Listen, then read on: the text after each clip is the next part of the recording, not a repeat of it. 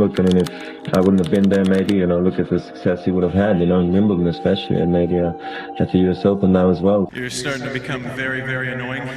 How many majors would Roddick have won if Federer had never existed? Let's go find out. This isn't just the story of two world number ones.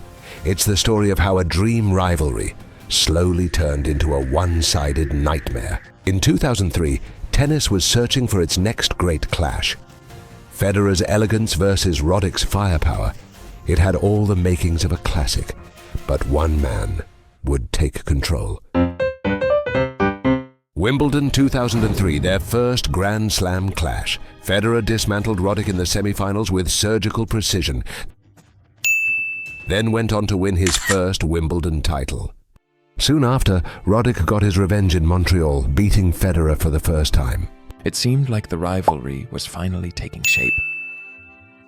In 2003, Roddick finished the year as world number one, with Federer right behind at number two. The following year, they clashed again in the Wimbledon final, Roddick's first at the All England Club.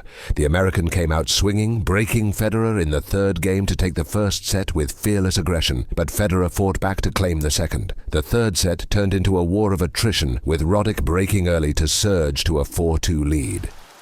Just when it seemed like he was in control, the skies opened up. A 40-minute rain delay forced both players off the court. When they returned, everything had changed. Federer came out sharper, breaking back immediately to level at 4-4.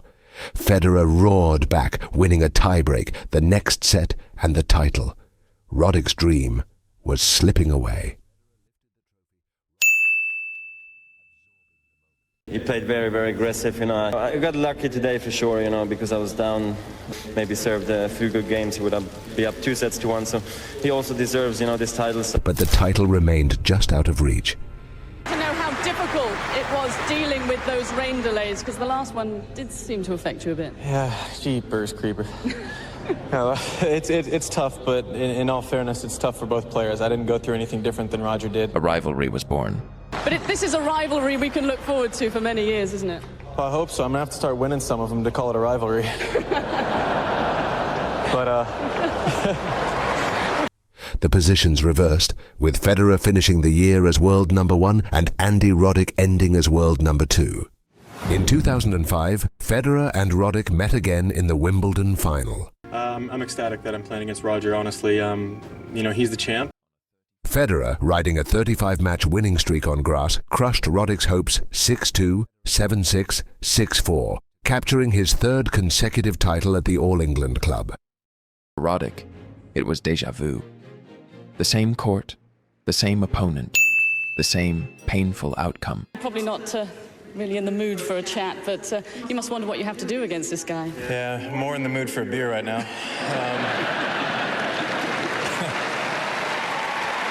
Andy, does it also mean that you have to take so many chances out there against him to try something different? Yeah, I mean, you run out of options because he's become such a complete player. So, you know, maybe I'll just punch him or something. I don't know.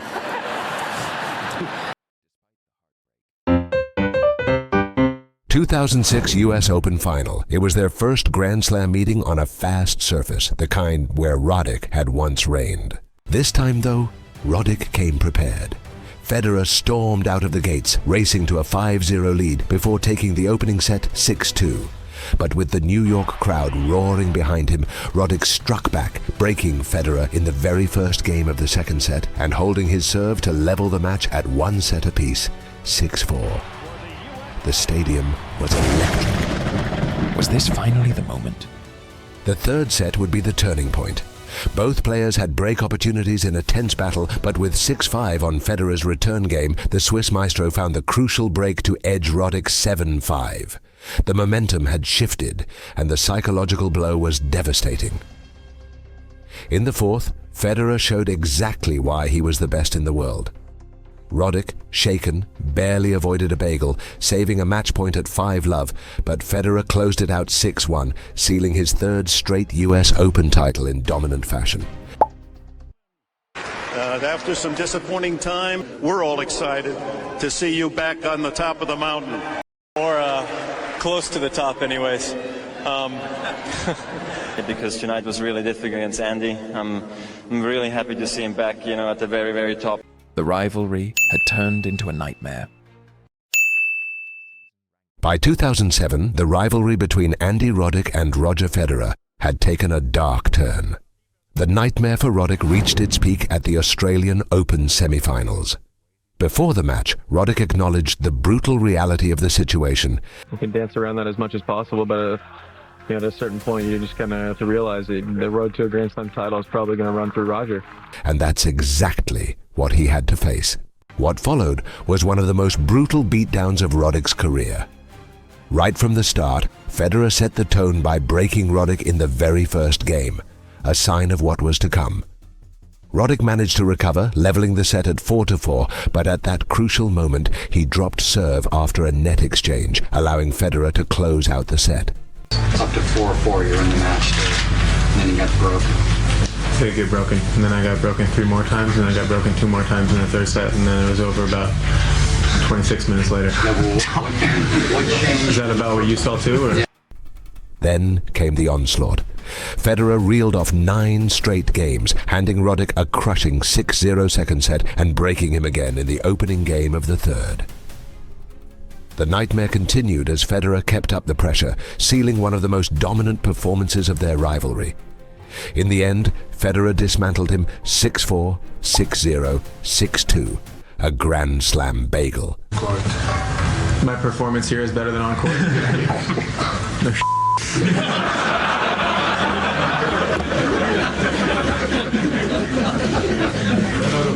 If there were rankings for press conferences, I wouldn't have to worry about dropping out of the top 5, I hope. But behind the jokes, frustration was growing. It was frustrating. You know, it was miserable. It sucked. It was terrible.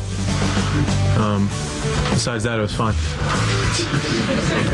Federer wasn't just beating him anymore. He was dominating him in a way that felt demoralizing. The US Open presented a shot at redemption. In the quarterfinals, Roddick had his chance to rewrite history. Another showdown against Federer. The crowd was electric. Roddick was older, wiser, and determined to finally turn the tide.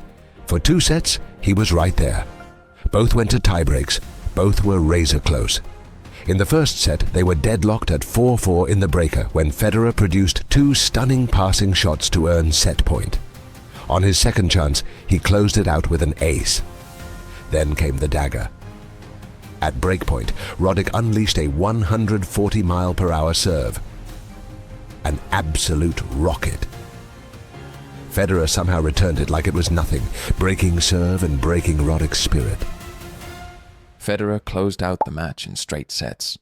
Andy was serving out of a tree. I tried to hang in there.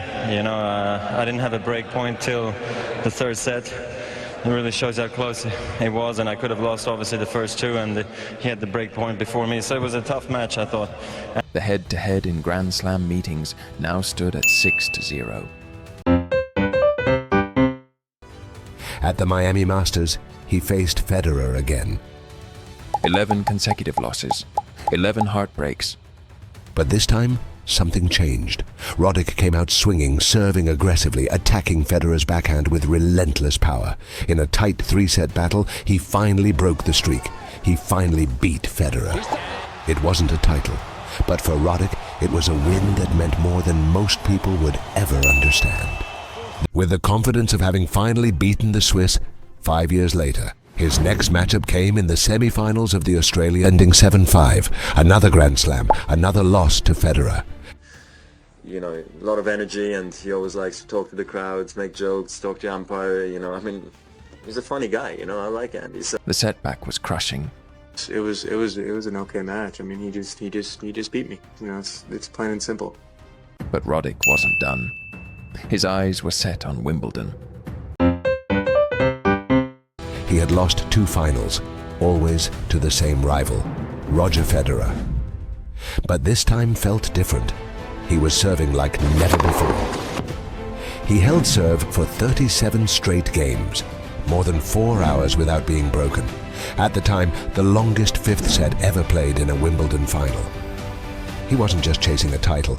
he was chasing redemption. What was it like being on the other side of a net from Roger Federer, center court, in a final? Depressing at times. The final began fiercely. Roddick took the first set and was just 4 points from a 2-set lead, but Federer clawed back to win the second set tiebreak and carried that momentum into the third.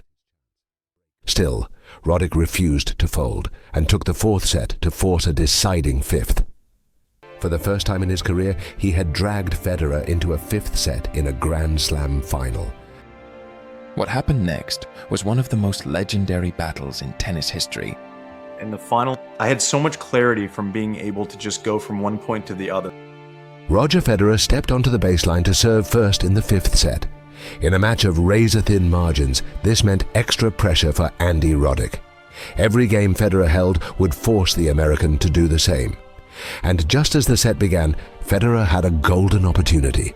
At 1-0, he earned a break point, a chance to strike first, but Roddick had been here before. He had already saved 5 break points throughout the match. This time, he saved another, his 6th in a row.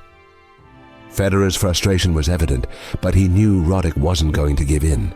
Both players held serve game after game. No signs of weakness, no cracks in their armor. 6-6. In this era, before Wimbledon introduced final set tiebreaks, there was only one rule: keep playing until someone wins by 2 games. Both men understood the brutal reality. Losing serve now meant losing the final. 8-8.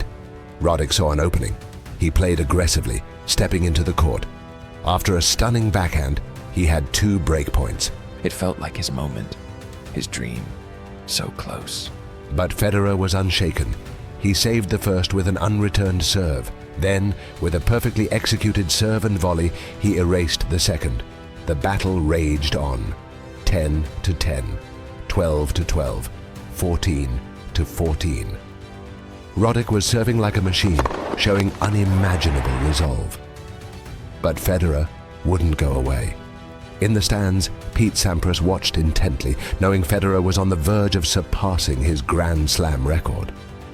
At 15-14, listen, I'd fought off break points all day, and I hadn't been broken for 4.5 hours, and I'd broken him a couple of times. Roddick had 2 chances to level at 15-15, 2 opportunities to stay alive, but Federer sensed blood and hesitation. He stepped inside the baseline, his eyes locked on the prize. Roddick's nerves showed. Match point for Federer. The pressure was now unbearable. Roddick stepped up to serve on a second serve. He swung. The ball clipped the frame of his racket. It sailed long. Then all of a sudden it was over. You know, and that's when it just, the weight of it kind of hit me. And then it's like, gosh, man, I was so close. And, you know, that stuck with me for a little while. Game over. Roger Federer was the Wimbledon champion. And Andy Roddick, he had played the match of his life. He sat in his chair drained, knowing he had done everything possible. I don't know that I could have done anything differently that day.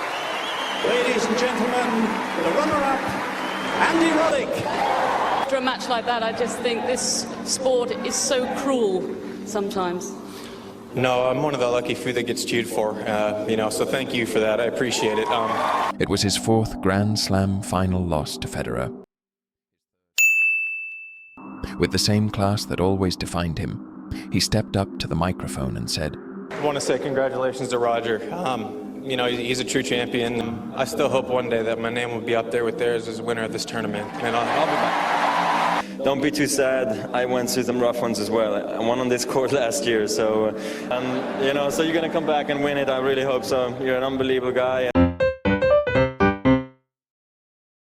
At the Miami Masters 1000, he faced Roger Federer for the 24th and final time.